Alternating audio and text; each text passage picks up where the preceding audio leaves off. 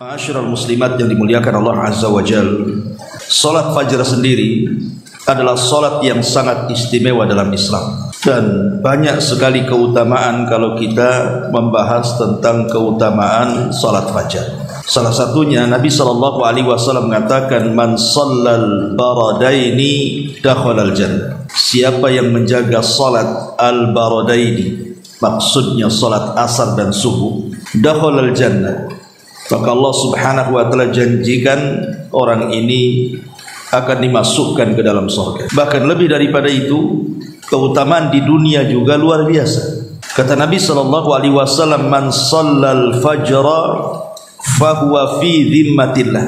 Barang siapa yang menjaga salat fajar, maka dia akan berada dalam lindungan Allah Subhanahu wa taala. Jadi kalau kita melaksanakan salat subuh tepat waktu, tentu bagi laki-laki ke masjid, wanita cukup di rumah dan di masjid juga boleh, maka Allah Subhanahu wa taala memberikan jaminan satu hari itu Allah Subhanahu wa taala akan menjaga orang yang menjaga salat fajar.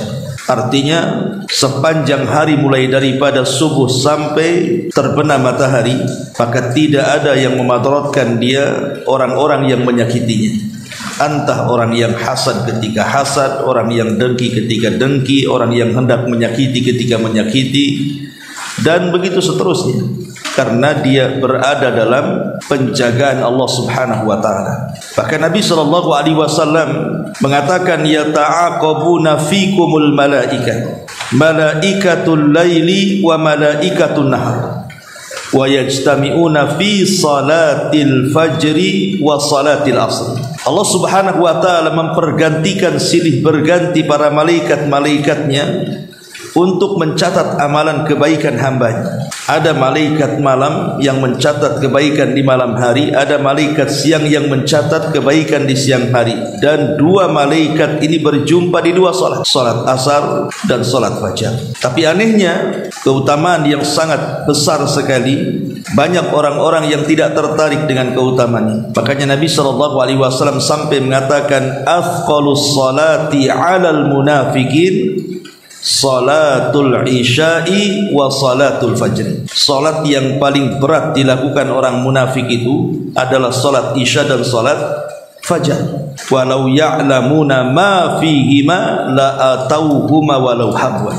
Padahal kalau seandainya mereka orang-orang munafik tahu keutamaan salat isya dan fajar itu, tentu mereka akan mendatanginya walaupun dengan cara merangkak. Luar biasa. Bahkan Nabi SAW menjanjikan orang-orang yang menjaga salat fajar itu hatinya akan tenang, hatinya akan baik, dan akan dijauhkan dari semua permasalahan dunia. Bahkan di antara sebab dari sebab-sebab melimpahnya rizki itu salat fajar sendiri, dan banyak ya keutamaannya. Dan yang paling besar tentunya adalah dari semua keutamaan orang yang menjaga salat fajar adalah ru'yatullahi azza wa jalla, di mana orang dijanjikan oleh Allah Subhanahu wa taala akan memandang dia kelak pada hari kiamat. Itu kenikmatan yang luar biasa bagi orang yang melaksanakan salat fajar. Tapi yang ingin saya jelaskan bukan keutamaan salat fajar, kan ini kan sesuatu yang ma'ruf, sering dijelaskan. Yang ingin saya jelaskan adalah ada beberapa amalan yang kalau kita lakukan setelah salat fajar, pertama, Allah akan luaskan rizki. Yang kedua, Allah Subhanahu wa taala akan berkahi kehidupannya. Bukan hanya kehidupannya, hartanya, keluarganya, usahanya, dan apapun yang dilakukan. Kemudian yang ketiga, akan mendapatkan pahala sebanyak-banyaknya. Jadi 1 jam setelah fajar ini keajaibannya luar biasa. Nanti kita akan jelaskan apa saja amalan yang harus kita lakukan setelah salat fajar ini. Pertama, hindari tidur. Hindari tidur setelah fajar. Karena di antara petunjuk Nabi SAW dan juga para sahabat Nabi SAW, apabila mereka selesai melaksanakan solat fajar, mereka duduk di tempat mereka solat sampai terbit matahari. Dijelaskan dalam Sahih Muslim dari hadis Sammak ibn Harb, dia mengatakan, aku berkata kepada Jabir ibn Samurah, akunta tujalisan Rasulullah sallallahu alaihi wasallam. Kata Sammak kepada Jabir ibn Samurah, apakah engkau sering duduk-duduk bersama Rasul? Maka Jabir ibn Samurah mengatakan, na'am kathiran, ya tentu kami banyak duduk-duduk bersama Nabi sallallahu alaihi wasallam. Kemudian beliau mengatakan, kana la yaqumu min musallahu alladhi yusalli fihi subh. Kata Jabir ibn Samurah, Nabi itu tidak pernah berdiri pergi dari tempat solatnya selesai solat fajar, hatta tatlu asyams, sampai matahari terbit. Fa idza tala'ati syamsu qama, apabila telah terbit matahari, barulah kemudian Nabi SAW berdiri. Kemudian selepas itu para sahabat Nabi SAW mereka pun saling berbincang-bincang soal masalah-masalah jahiliyah yang dulu pernah mereka lakukan. Terkadang sebagian mereka tertawa dan tersenyum.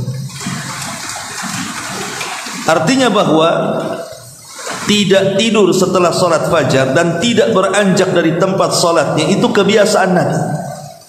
Itu kebiasaan para sahabat Nabi SAW.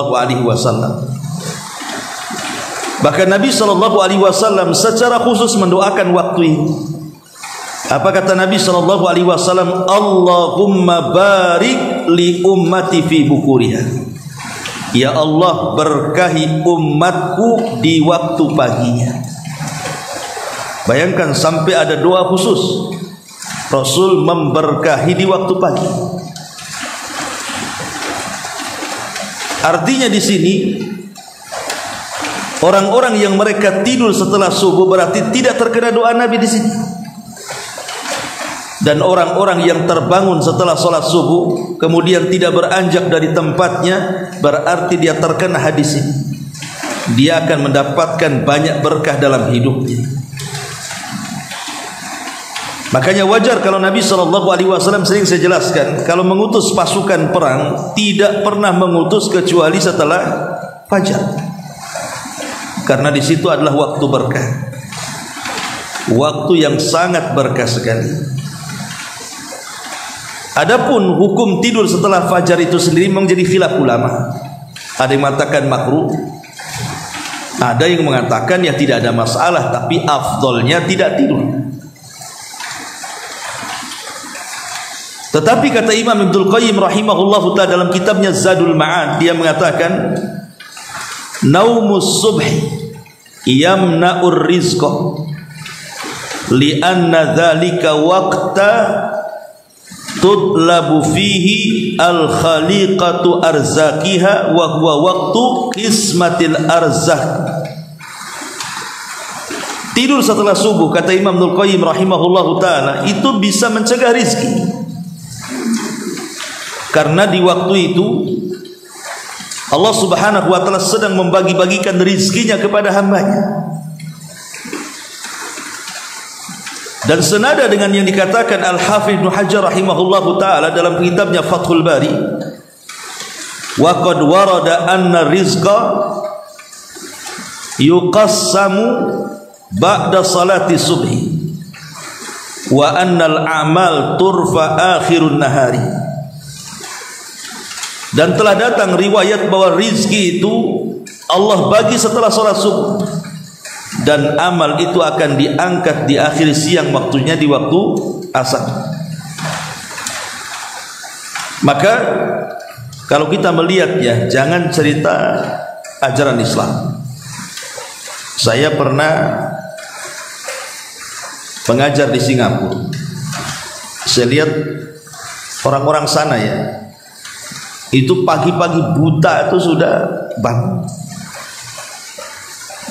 Kemudian mereka pun sudah pada keluar, dan jalan mereka lebih cepat daripada jalan kita. Kalau kita jalan santai-santai, sibuk sekali. Untuk apa coba? Untuk mengejar rezeki. Dan itu mereka bukan hanya orang Islam, orang-orang kafir. Dan Allah Subhanahu wa ta'ala berikan rezeki pada mereka. Kalau orang-orang kafir saja Allah berikan rezeki di waktu pagi mereka, harusnya yang harus dilakukan perkara ini kita orang Islam harusnya, bukan mereka. Karena memang ini ajaran Islam masalahnya. Berpagi-pagi mengejar rezeki itu ajaran Islam. Karena Nabi SAW yang bersabda dan mendoakan khusus umatnya, Allahumma barik li ummati fi bukuriha. Ya Allah, berkahi umatku di waktu paginya. Maka amalan yang pertama, jangan tidur setelah fajar. Apalagi ada hadis yang disebutkan oleh Imam Ibn Hibban dalam sahihnya. Nabi SAW satu hari lewat, kemudian dilihatnya Fatimah sedang berbaring. Maka Nabi SAW mengatakan kepada Fatimah, ya Fatimah, qumi washhadi rizqa rabbik.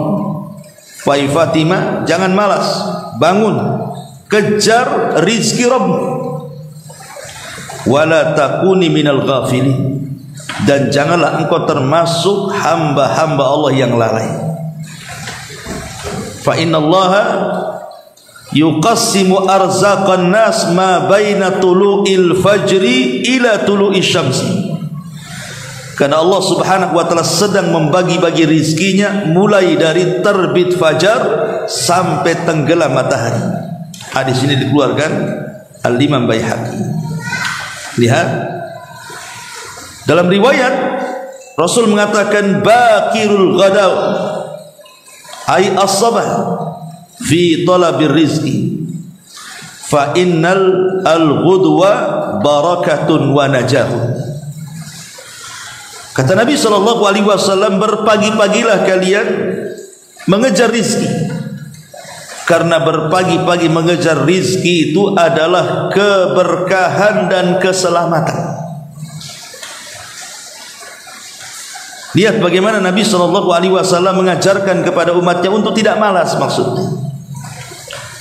Maka sebaiknya seorang muslim tidak tidur setelah fajar. Ini yang pertama. Yang kedua, banyak-banyaklah mengucapkan doa yang agung sekali. Doa ini doa yang sangat berkah. Kalau bisa ibu hafalkan, karena pendek masalahnya. Dan doa ini mencakup semua keutamaan. Kalau ibu baca itu, tidak tersisa keutamaan kecuali ada pada doa ini. Doa ini disebutkan di dalam sahih, di mana Nabi SAW pernah mengajarkan doa ini kepada salah satu istrinya namanya Juwairiyah. Jadi saat Nabi SAW berangkat untuk melaksanakan solat fajar, maka Juwairiyah solat di rumah.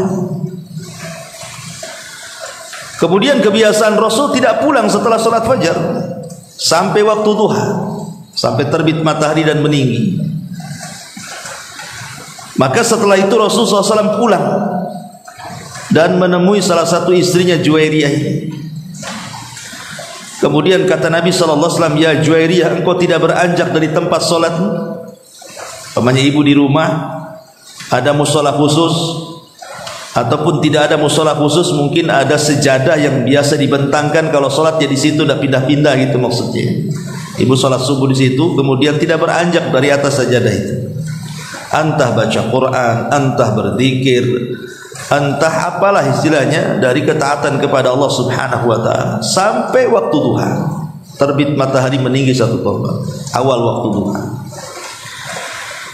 Jadi Nabi SAW bertanya, apa engkau tidak beranjak dari tempatmu ini? Maka kata Juwairiyah, na'am ya wahai Rasul. Maka Nabi SAW, ya Juwairiyah, kalau seandainya engkau membaca zikir ini diulang 3 kali, itu sebanding dengan duduknya engkau mulai dari tadi subuh sampai waktu duha, kau habiskan untuk ibadah. Jadi cukup membaca 3 zikir ini, itu sama dengan engkau duduk dari subuh tadi sampai waktu duha, kau habiskan untuk berzikir dan beribadah kepada Allah Azza wa Jalla. Kemudian kata Juwairiyah, tentu wahai Rasul, ajarkan zikir ini. Maka Nabi SAW mengatakan, "Lau zinta bima qulti mundul yaumi lawazanat hunna." Kalau engkau membaca zikir ini, maka sebanding dengan apapun yang kau baca sejak subuh sampai duha tadi. Kau baca apa tadi? Umpamanya subhanallah 100 kali, takbir 100 kali, tahlil 100 kali. Tapi cukup membaca 3 kali zikir ini, sama dengan kau yang lakukan tadi. Kata Nabi SAW, kuli katakan ya Juwairiyah, subhanallah wa bihamdi, adada khalqi, wa ridha nafsi, wa zinata arshi, wa midada kalimati. Pendek. Ada 3 riwayat. Bisa riwayatnya seperti ini, subhanallah wa bihamdihi adada khalqihi wa ridha nafsihi wa zinata arshihi wa midada kalimatihi. Atau riwayat yang kedua, subhanallah adada khalqi, subhanallah wa ridha nafsi, subhanallah wa zinata arsy, subhanallah wa midada kalimati. Atau riwayat yang ketiga, subhanallah wa bihamdi adada khalqi, subhanallah wa bihamdi wa ridha nafsi, subhanallah wa bihamdi zinata arsy, subhanallah wa bihamdi wa midada kalimati. Jadi bisa ibu membaca dengan 3 lafaz ini. Saya ulang, bisa ibu baca subhanallah wa bihamdihi adada khalqi wa ridha nafsi wa zinata arsy wa midada kalimati. Ini satu lafaz. Atau lafaz yang kedua, subhanallah adada khalqi, subhanallah wa ridha nafsi, subhanallah wa zinata arsy, subhanallah wa midada kalimati. Atau yang ketiga, subhanallah wa bihamdihi adada khalqi, subhanallah wa bihamdihi wa ridha nafsi, subhanallah wa bihamdihi wa zinata arsy, subhanallah wa bihamdihi wa midada kalimati. Terserah mau ambil lafaz yang mana. Tapi lihat bagaimana isi kandungannya ini. Isi maknanya luar biasa. Subhanallah wa bihamdihi adada khalqi, maha suci Allah, aku memujinya. Adada khalqi, sebanyak makhluk yang Allah ciptakan. Siapa yang tahu berapa jumlah makhluk Allah? Enggak ada yang tahu. Yang tampak saja kita tidak tahu jumlahnya. Satu makhluk saja kita tidak tahu jumlahnya. Semut tahu jumlahnya? Tidak ada yang tahu. Apalagi semua hewan yang ada di daratan, yang ada di lautan. Apalagi bebatuannya, kerikilnya, berapa jumlahnya, siapa yang tahu? Belum lagi manusianya, belum lagi jinnya, belum lagi malaikatnya. Maha suci Allah, aku memujinya sebanyak makhluk yang diciptakan. Maha suci Allah, aku memujinya wa ridha nafsi, sejauh keredhoannya. ibu datang ke sini ke pengajian, atau mungkin ibu tadi sholat subuh, atau mungkin yang membaca Quran, yang berzikir, apa coba tujuannya? Tujuannya satu, supaya mendapatkan redhonya Allah. Dan kalau Allah sudah redho dengan kita, Bu, itu semua akan dilapangkan hidup kita. Kalau Allah sudah redho dengan kita, kita akan dilapangkan hidup. Makanya di sini Maha Suci Allah, aku memujinya sejauh keredhoannya, kerelaannya. Maha Suci Allah, aku memujinya seberat timbangan arasy-Nya. Siapa yang bisa menimbang arasy? Makhluk yang sangat besar, bahkan makhluk terbesar. Tidak ada makhluk yang lebih besar melebihi Arsyur Rahman, arasy-Nya Allah. Karena kalau seandainya kita bandingkan seluruh langit dan bumi serta kursinya, kemudian dibandingkan dengan arasy-Nya, sama dengan melempar cincin di padang pasir. Cincin itulah kursi dan seluruh langit dan buminya. Padang pasir itu arasy-Nya. Siapa yang bisa menimbang arasy? Tidak ada yang bisa. Maha Suci Allah, aku memujinya seberat timbangan arasy. Seberapa berat timbangan arasy? Tidak ada yang bisa menimbang arasy kecuali Allah Subhanahu wa ta'ala. Maha Suci Allah, aku memujinya sebanyak tinta tulisan kalimat-kalimatnya. Bahkan Al-Quran mengatakan, kalau seluruh pohon yang ada di bumi ini, Bu, ibu jadikan pena. Berapa banyak, Bu? Semua pohon yang ada di bumi ini ibu jadikan pena. Kemudian tintanya 7 lautan untuk menulis kalimat-kalimat Allah. Ma nafidat kalimatu, tidak akan selesai kalimat-kalimat itu ditulis. Walaupun 7 lautan menjadi tintanya, seluruh pohon menjadi penanya untuk menulis, itu lautan sudah habis, sudah tidak bertinta lagi. Kalimat-kalimat Allah tidak bisa kita tulis lagi. Masih banyak lagi kalimat-kalimat. Lihat bagaimana kandungan zikir ini, Bu, ini luar biasa. Makanya ulama sangat menganjurkan, sebenarnya bukan hanya dibaca selepas subuh saja, dibaca kapan saja. Tetapi kalau seandainya dibaca setelah subuh itu lebih baik lagi, karena memang Rasul mengajarkan zikir ini kepada Juwairiyah setelah sholat subuh, ya. Dan ini juga kalau seandainya mungkin satu waktu ibu tidak bisa duduk dari mulai subuh sampai duha karena mungkin lelah letih, malamnya capek gitu ya, atau kemarin ibu kerja kurang istirahat, maka ibu bisa baca zikir ini kan 3 kali. Itu sudah cukup, sama dengan ibu duduk dari subuh sampai terbit matahari kan. Ya, tapi tentu orang yang duduk dari subuh sampai terbit matahari dengan berbagai macam ibadah yang dilakukan plus dengan zikir ini jauh lebih baik maksudnya. Tapi kan waktu-waktu tertentu kadang-kadang kita malas, ya, karena lelah letih, akhirnya kita pengen tidur, pengen istirahat. Minimalnya baca zikir ini, itu maksudnya, karena ini sudah bisa mencukupkan semuanya tadi. Kalau seandainya ibu berzikir nih, baca subhanallah 100 kali, takbir 100 kali, tahlil 100 kali, semua dibuat 100 kali atau lebih daripada 100 kali, dengan membaca zikir ini sudah mewakili semuanya. Luar biasa, ya.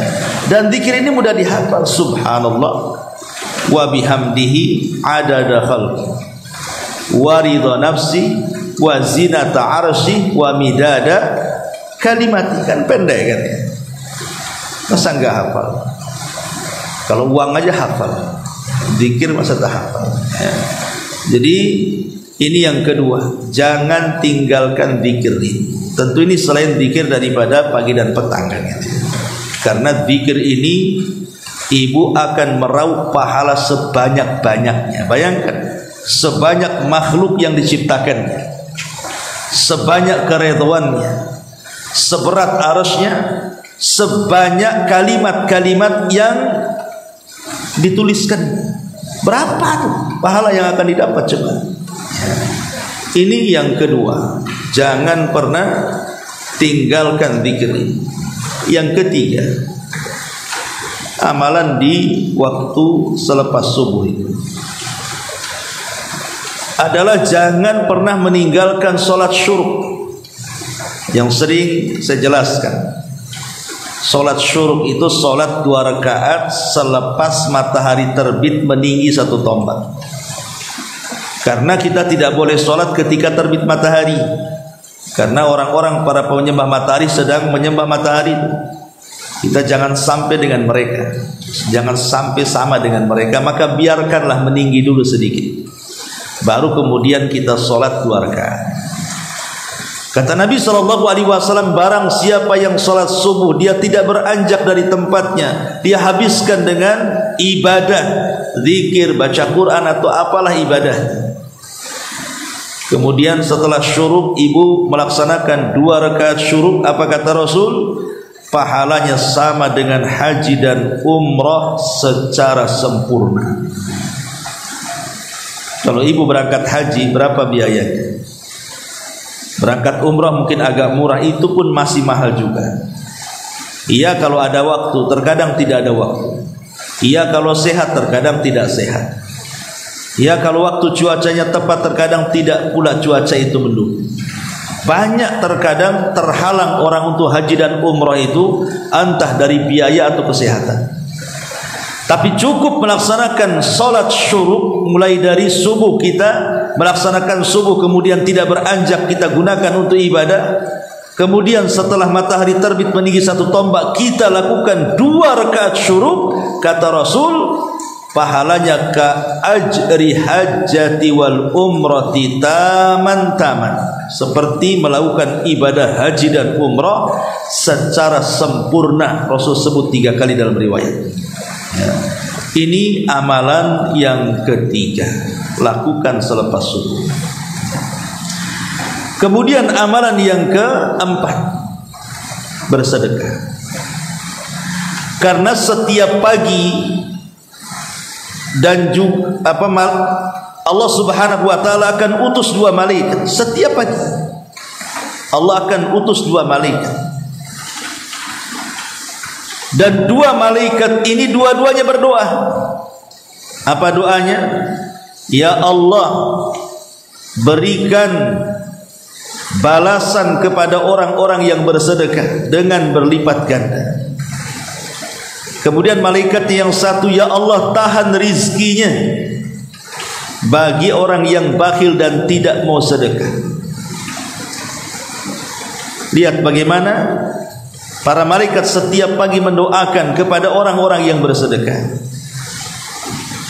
Maka biasakan bersedekah. Makanya sering saya nasihatkan, kalau bisa ibu itu punya celengan lah di rumah. Bisa lah pakai kaleng, pakai apa gitu kan. Di situ ditulisi infak masjid, infak anak yatim, infak du'afa wal masakin, umpamanya kan. Tulis entah ada 2 atau 1 atau 3 celengan. Dan mestikan ibu kalau belanja kan adalah uang-uang receh kan itu ya. Kadang-kadang daripada uang receh itu terbuang-buang, dimainin anak-anak dan begitu seterusnya kan. Kan itu kita bisa berinfak. Infak kan tidak harus banyak ya, mungkin ada uang receh cuma 1000 perak atau 500 perak kan, tapi ibu infakkan setelah sholat fajar, maka ibu kena doa malaikat. Masukkan, nanti kalau sudah banyak baru kita hantarkan. Tapi kita masukkannya itu setelah sholat fajar itu. Maka malaikat ketika itu berdoa. Kalau seandainya kemudian ketika ibu masukkan tuh entah uang 1000 perak atau 2000 perak setelah sholat fajar bertepatan dengan doanya malaikat, berapa rizki yang ibu akan dapat coba? Karena lipatan orang infak itu 700 kali lipat dari yang kita infakkan. Itu kalau 1 kali infak. Kalau setiap hari infak, walaupun tidak banyak kan, pasti Allah Subhanahu wa taala akan berikan rizki dari arah yang tidak disangka-sangka. Ini amalan yang keempat. Amalan yang kelima, perbanyak istighfar. Kalau ingin diluaskan rizkinya, maka baca istighfar setelah subuh. Perbanyak baca istighfar, astagfirullah, astagfirullah, astagfirullah. Karena istighfar sendiri di dalam Al-Quranul Karim adalah satu di antara sekian kunci pembuka rizki. Nabi Allah Subhanahu wa taala berfirman ketika mengkisahkan Nabi Nuh alaihi salatu wassalam. Apa kata Nuh kepada kaumnya? Faqultu astaghfiru rabbakum innahu kana ghafara. Yursilis samaa 'alaikum midrara wa yumdidkum bi amwalin wa banin wa yaj'al lakum jannatin wa yaj'al lakum anhar. Kata Nuh alaihi salam, aku katakan kepada kalian wahai kaumku, perbanyaklah istighfar kepada Allah, karena Allah itu zat yang maha pengampun kepada kalian. Maka siapa yang banyak-banyak istighfar, kata Nuh kepada kaumnya, yursilis sama alaikum midrar, Allah akan hujani kalian. Dengan hujan itu berkahlah kalian. Wa yaj'al lakum yursilis sama alaikum midrara wa yumdidkum bi amwalin wa banin. Allah akan perluas harta kalian dan Allah akan perbanyak keturunan kalian. Wa yaj'al lakum jannatin wa yaj'al lakum anhara, dan Allah akan suburkan tanaman-tanaman kalian dan Allah akan aliri sungai-sungai kalian. Lihat faedah istighfar. Bahkan dalam sebuah hadis khusus Rasul mengatakan, man lazimal istighfar ja'alallahu min kulli dhikin faraja, min kulli dhikin makhraja wa min kulli hammin faraja wa razaqahu Allahu min haitsu la yahtasib. Kata Rasul, barang siapa yang melazimkan istighfar, maka Allah akan keluarkan dari kesempitan kepada kelapangan, dari kebingungan kepada kebahagiaan, dan Allah berikan rizki dari arah yang tidak disangka-sangka. Maka kalau ingin diluaskan rizkinya, diberkahi rizkinya, perbanyak istighfar. Ini sudah amalan kelima. Ya. Amalan keenam, baca Quran. Karena baca Quran sendiri selain daripada menghilangkan setan dalam rumah, dan kalau setan keluar dari rumah, maka rumah kita akan tenang. Yang membuat rumah kita tidak tenang itu karena ada setannya di situ. Yang membuat rumah kita tidak ada berkahnya karena ada setannya di situ. Makanya sering saya nasihatkan, Bu, ada dua amalan supaya rumah kita berkah. Jangan pernah ditinggalkan. Pertama, masuk rumah baca basmalah. Yang kedua, masuk rumah jangan lupakan salam. Kata Syekh Abdul Razak Al-Badr hafizahullah ta'ala, kalau tidak meninggalkan dua perkara ini, Bu, maka ibu akan mendapatkan berkah yang banyak dalam rumah. Apa sulitnya coba? Pulang dari pengajian, masuk rumah, buka pintu, bismillah. Cuma ngomong bismillah gitu doang. Kemudian ketemu keluarga, assalamualaikum. Walaupun tidak ada keluarga tetap salam, karena malaikat yang menjawabnya. Bahkan dalam hadis Nabi menganjurkan kepada Anas bin Malik, kan, hai Anas, kalau engkau pulang kepada keluargamu, fasallim, ucapkan salam. Yakunu barakatan alaika wa barakatan fi ahli, akan menjadi berkah untukmu dan berkah kepada keluargamu. Salam dan baca bismillah juga sama, karena kita tawasul dengan nama Allah. Bahkan Rasul mengatakan, apabila seseorang masuk ke dalam rumahnya dan dia tidak membaca basmalah, maka di malam hari syaitan akan berkata kepada pasukannya, kemarilah kalian, di rumah ini ada tempat menginap untuk kalian. Dan kalau dia ketika makan tidak baca basmalah, maka syaitan akan bicara lagi, bukan hanya tempat penginapan, kalian juga akan dapat makan malam. Bayangkan kalau ibu tidak baca basmalah ketika masuk rumah, tidak baca basmalah ketika makan dan minum, Berapa setan tuh isinya tuh di rumah kita. Makanya nggak akan berkah-berkah rumahnya kan. Makanya penting baca Quran, karena ada hadis yang mengatakan dari Anas bin Malik radhiyallahu an, innal baita alladhi yuqra'u fihi al-Quran yakthuru khairuhu wal baitu alladhi la yuqra'u fihi al-Quran yakillu khairuhu. Kata Nabi SAW, rumah yang dibacakan Al-Quran maka kebaikannya akan diperbanyak, dan rumah yang jarang baca Quran akan disedikitkan kebaikannya. Walaupun hadis ini diperselisihkan tentang sahih dan dhaifnya, tapi syawahidnya banyak. Artinya hadis-hadis yang menjelaskan tentang keutamaan baca Quran itu banyak sekali yang semakna dengan hadis ini. Artinya kalau ibu memperbanyak baca Quran dalam rumah, apalagi selepas sholat subuh, maka ibu sedang memasukkan banyak kebaikan ke dalam rumah. Tapi kalau kita meninggalkan Al-Quran berarti menyedikitkan kebaikan dalam rumah, artinya berkahnya dicabut. Maka ini yang keenam, ya, banyak-banyak baca Quran setelah subuh. Kemudian yang nomor 7, mengingat kematian. Ingat mati. Apa kaitan ingat mati dengan diluaskan rizki itu? Karena kalau orang mengingat kematian, yang besar menjadi kecil, yang kecil menjadi besar. Yang besar menjadi kecil, yang kecil pula jadi besar. Itu kalau ingat mati. Apa maksudnya yang besar jadi kecil? Orang kalau Allah berikan rizki, umpamanya dia hidup di istana dengan segala kemewahan, kemudian dia ingat mati, istana itu bagi dia bukan apa-apanya. Kenapa? Kalau sudah mati ditinggalkan dia, artinya yang besar jadi kecil kan?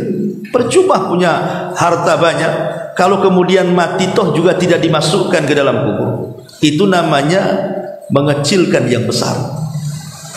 Jadi kecil istana di mata dia kalau mengingat kematian. Kalau udah mati, wah apa pula istana nih.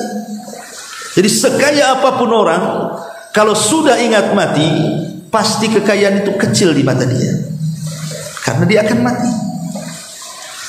Tetapi mengingat kematian juga bisa membesarkan yang kecil. Mungkin dia hidup pas-pasan,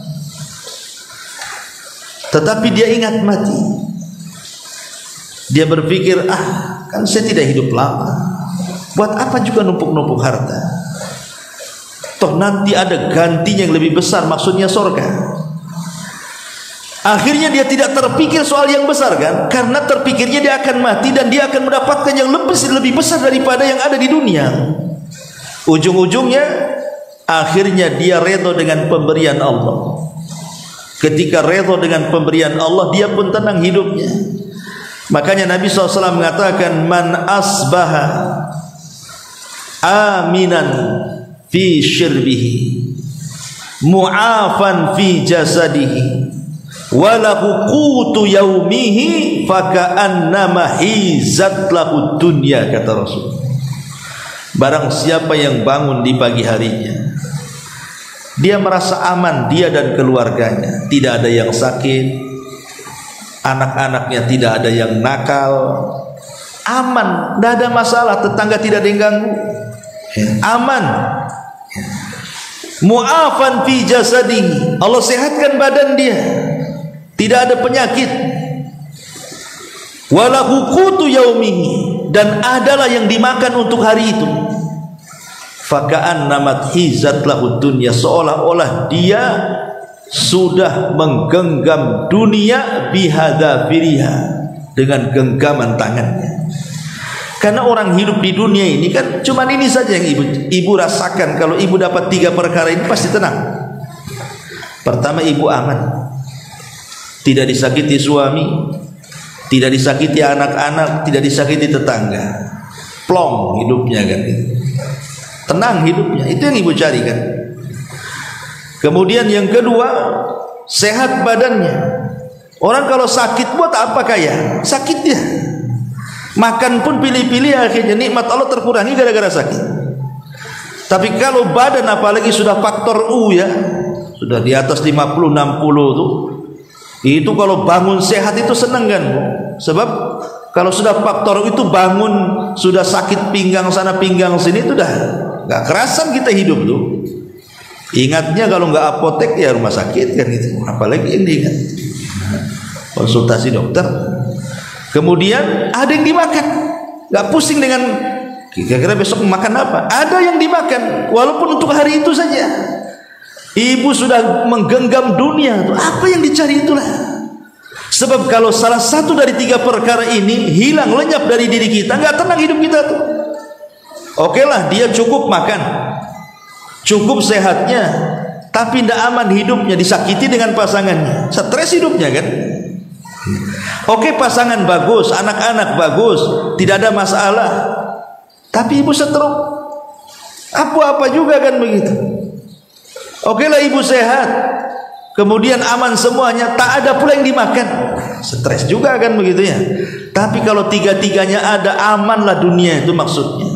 Dan itu dengan cara apa? Zikrul maut, berawal dari mengingat kematian, berakhir dengan redho dengan pemberian. Jadi awalnya mengingat kematian, akhirnya redho dengan pemberian. Maka mengingat mati itu juga salah satunya adalah meluaskan rizki. Maksudnya rizki hati ya, karena sekaya-kayanya manusia adalah yang kaya hatinya. Kata Nabi SAW, sekaya-kaya manusia itu yang kaya hatinya, bukan yang kaya harta bendanya. Ini amalan yang ke-7. Dan yang terakhir, amalan yang dianjurkan selepas subuh adalah berdoa, minta kepada Allah. Pamannya ibu di rumah nih habis sholat subuh tidak beranjak, nanti suami jam 7 keluar mau cari kerja, ibu berdoa kepada Allah, ya Allah, langkahkan suami saya supaya dia dapat rizki yang baik, rizki yang halal, dimudahkan langkahnya, dimudahkan rizkinya, pulang dengan selamat. Begitu Bu. Karena itu rahasia rizki kita ada di situ tuh masalahnya. Doakan suami yang mau pergi kerja tuh, supaya selamat di perjalanannya, sehat badannya, balik lagi dengan selamat, menyenangkan keluarganya. Berdoa banyak-banyak. Itu waktunya waktu berdoa, karena itu waktu berkah. Makanya di sini jangan pernah tinggalkan 8 amalan ini. Inilah diantara keajaiban 1 jam selepas subuh. Ya.